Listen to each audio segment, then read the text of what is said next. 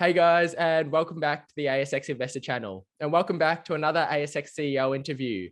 Today, we are very grateful to be rejoined on the channel once again by the CEO of Imugene, Leslie Chong.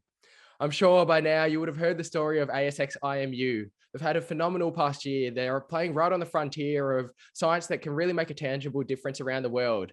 And since our last interview, there's been a lot of news flow, some significant announcements, and the story just gets more and more exciting. Looking forward to unpacking some of those recent pieces of news. It's an absolute pleasure. Leslie, welcome back to the channel again. Thank you so much for having me on again. It is always a pleasure. I guess before we dive into all these big pieces of news, just a quick refresher. Who is Imugene and how is that dance card that you've been developing over this past period coming? Well, we just had a big check on the dance card, but Imugene is squarely in the immuno-oncology space, meaning we have cutting edge science. I know the word disruptive gets thrown around a lot and it's become somewhat obsolete, but I have to say, just recent events have convinced me that we really have something disruptive here to be able to create something that can make a cancer be seen by another powerful existing therapy, via combination. But I'm getting ahead of myself in that Imugene is purely in immuno or cancer drug development. We have a field of experts as well as a huge pipeline now. We will likely have 3 studies in the clinic, along with 2 or 3 others here soon, as early as 6 months from now, a year from now. So our pipeline really keeps growing. It's an incredible story. The pipeline keeps growing. The market's really started waking up with some incredible growth in the share price. And you've got this recent tick of approval now with some major cornerstone investors coming in. You're raising a total of $95 million. Did you want to talk about that raise and what it means, funded through to 2025 now as well? Absolutely. I mean, we put sort of 2025, but if the options are being exercised, if we get more partner and collaborative deals, obviously that will increase our funding that goes into across all our programs. And one of the things that I wanted to do was to bring some aspects of the manufacturing, not necessarily in-house, but have a facility that would be under our control so that we can get drug on demand as opposed to reliant on another source. And I think this is an investment in the future because what it does is it makes pharma to see us to say they've already got the facility, they can upscale any sort of drug development and drugs for the market. It makes it much more easier for us to develop the drug, but it also facilitates a lot of opportunities for drug companies to be able to tick that box off for us. As you've mentioned, it really gives you a position of strength. It strengthens up the balance sheet as well. We know that in the early stages, of course, big pharma discussions, they always come around with some biotechnology companies. Were you able to talk about what this means for those types of discussions and I guess the strengthening position that this gives to you as well? Well, it does give us a lot of equal footing, and if not, just much more control over how we move into certain therapy and indications and why we're moving into more of a registrational study and not be scared because of the lack of funding. So I think I'd like to think of our company as being really brave and courageous in terms of cutting edge science, and having the funding really helps with that because we want to be really innovative. We don't simply want to follow the path of another drug in hopes that someone picks us up. We want to develop it like we're going to take it all the way, because I think that's what builds strength. That's what builds value into the company. And it was the right time. And I think for those long-term shareholders, they know the vision of Imugene. We're not here a fly-by-night kind of company. We are here to develop hopefully some incredible medicine that's going to alleviate lots of pain and suffering for cancer patients. So, I get up every day really bright and happy and sunny, and then I talk to some shareholders and I'm not so sunny, but either way, my mission is to get to groundbreaking therapy. And we have just announced on a collaboration, and I know you'll ask me that next. That's really just, it's adding an extra, just lift in my steps. And I'm just delighted. I'm exuberant about this particular collaboration. And just before we do get to this fresh piece of news and collaboration, are you able to just provide a quick refresher on onCARlytics and why this could be potentially so groundbreaking? So, listen, somebody asked me, is there another therapy like this? And sure, there has been lots of ways to make cellular therapy or hopes and wants for a cellular therapy or CAR T to be against a solid tumor or to attack solid tumors. And solid tumors have these mutations and signatures on each of the tumor type. Your body just goes awry and your immune system no longer sees this.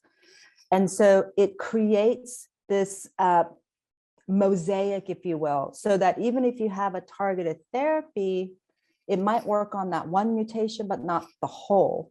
And cancer is like a really hard shell of a nut.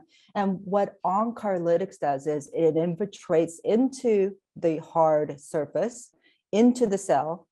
Then it creates a shrouding effect. It puts a blanket of CD19 antigens or targets so that when you put a CAR T that's directed at CD19, it finally sees it as a validated target in the blood. We've just made it much more visible in solid tumor.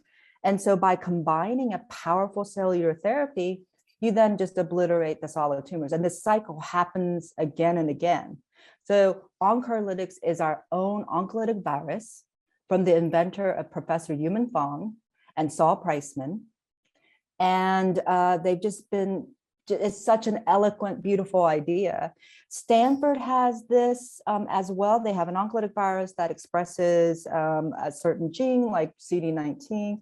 They're very early stages, but we are trying to expedite this into the clinic so that we can start helping patients in need. And we're both incredibly curious about how the science works, because preclinically, it looked gorgeous. If it does anything it does in preclinical models in patients, I'm just so excited about the prospects, really. I can see the excitement there. I know you're itching to discuss it all. So who is Cellularity then? And then what does this collaboration mean for the story as well? Gosh, so Cellularity has been a long time brewing, but it started off with a genius man. His name is Dr. Robert Harari. He is a neurosurgeon by training, has a PhD in several different things, a fighter pilot, has produced movies, just a Renaissance, incredible person. And he's been a part of cellular therapy for the last 40 years, collecting placenta, doing stem cell research. I mean, he's just been doing it. And he did his research at a company called Celgene. Celgene actually sold to BMS for over $74 billion. And so he was a part of that. He spun out, out of Celgene and created his own company. And in 2017, he created Cellularity. And they're primarily in cellular therapy. They really want to enact this idea that rather than an autologous, and autologous just means auto, your own type. And so CAR T just has this limitation. It's a wonderful line of therapy, CAR Ts, but you have to have the patient there and you have to use the patient as sort of the vector, the body. Whereas allogeneic just means it's off the shelf. You can use placenta-based or other stem cells and then create a drug sort of off the shelf. And what that does is makes it much more ease of use for the doctors, makes it much more universal, as well as the cost. Right now, CAR T being stupendously well working in blood cancers, patients get 60 to 90% curative rate. That's just phenomenal. We've not ever seen that in solid tumor. And I'm jealous. I am jealous of, it's that solid tumor doesn't get that much response. But those CAR Ts are somewhat limited and they're only aimed towards blood. And so I think putting it through solid tumors, this is the idea of Cellularity. They want to go beyond what they have in cellular therapy.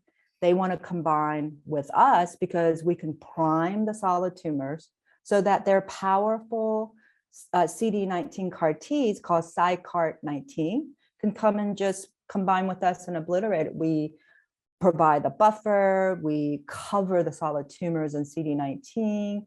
Their wonderful product comes in, and yeah, this is what we're working towards. It's an incredible partnership. Congratulations on that. Would love to hear your thoughts as well. There's obviously so much going on across the pipeline. What are those key growth drivers that investors should be looking for moving out? I think that, as soon as we get any sort of initial response, something that Bob Harari said on a recent webinar is that he felt that as soon as we got some even non-clinical data, this is going to spark the interest of scientists everywhere, and not just scientists, pharma, and as well as investors, because we've got this revolutionary combination. And, I'm failing to mention, so Bob Harari studied with Dr. Yuman Fong, and this partnership, and then our newly appointed Chief Business Officer, Dr. Monil Shah, also worked with Bob. And so this initial collaboration is all about goodwill. We didn't talk about how to split the money. We're only using our own resources that we've already put towards our own compounds and technologies, but we're going to combine that. And we didn't want to talk about what this means, if we have some really good outcome. We'll have that conversation later, but we just wanted to get to the science. We just wanted to get the combination going so we can get data on how we can work together, and then the rest will work out, because all this is about really good people wanting to further the science. It's goodwill. We're all friends socially, professionally, and as well as socially. We're in this. It's such an incredibly important space, and Imugen have so many opportunities potentially to make that difference. We've got HER-Vaxx results that potentially will be coming out soon. PD-1 continues to progress with the trial. CheckVax, of course, with those really positive developments too. Any final reflections for shareholders as we move forward? I just think that we keep hitting those milestones and we keep going, and we're really just focused on getting our drugs into patients and hoping and making sure that this thing is real. We want to make changes. We want to have a paradigm shift in how we treat patients. We don't want to just incur 20-30% response rates. We really would like to go take it all the way. And so I think we've got some meaningful products that can take us there. And so I'm ready. It is always a pleasure catching up. Everyone else is ready and watching as well, and we'll be wishing the best for Imugen in all of their trials moving forward. Thank you so much for joining us as always, Leslie. Thank you so much for having me. A huge thank you to Leslie for joining us once again on the channel. I always love unpacking the Imugen story, and ASX IMU has continued to go from strength to strength. We'd love to know your thoughts, so drop in a comment below what you think about Imugen and all of their recent announcements. It's been a fascinating period for ASX IMU. If you did enjoy the video, don't forget to give it a thumbs up. Feel free to share it out. This past period, we've interviewed a range of different ASX listed CEOs, so we'll leave links to those up above that you can check out after this one. We're the ASX Investor channel, and we make daily videos talking about the stock market, investing, and we find and analyze the best growth stocks. So if you haven't yet, hit that subscribe button. Make sure you've got your bell notifications turned on as well, so you won't miss a daily episode. We'd love to have you join the community. Imugen's a fascinating company. They're now well funded on the back of their recent capital raise, and of course the Cellularity partnership is a significant one. We'll continue to watch where they head from here. Thank you so much for joining us. For now, stay well and happy investing.